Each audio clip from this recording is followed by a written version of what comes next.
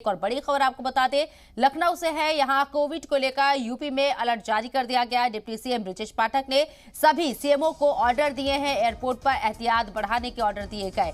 गैर मुल्क से आने वालों की जांच कराई जाएगी। कोविड मुतासिरा की भर्ती का इंतजाम करें। ब्रजेश पाठक ने ये अहकाम दिए हैं।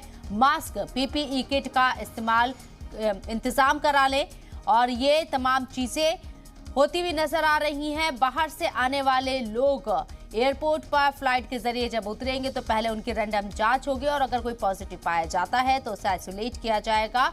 पुराने एक्सपीरियंस को लेते हुए ये तमाम अहकाम जारी किए जा रहे हैं। वाज़ेह रहे कि चाइना में कोरोना विस्फोट हुआ है और केसेस बहुत ज्यादा बढ़ रही हैं। चाइना के अंदर दीगर ममालिक में भी कोरोना के केसेस बढ़ रहे हैं, लेकिन हिंदुस्तान के अंदर घबराने की बात इसलिए नहीं है क्योंकि हिंदुस्तान में अभी बहुत कम केसेस हैं। लेकिन हालात कंट्रोल में रहे, इसके लिए एहतियात बहुत जरूरी है, सावधानी बहुत जरूरी है और इसलिए अब उत्तर प्रदेश के अंदर भी अलर्ट जारी कर दिया गया है।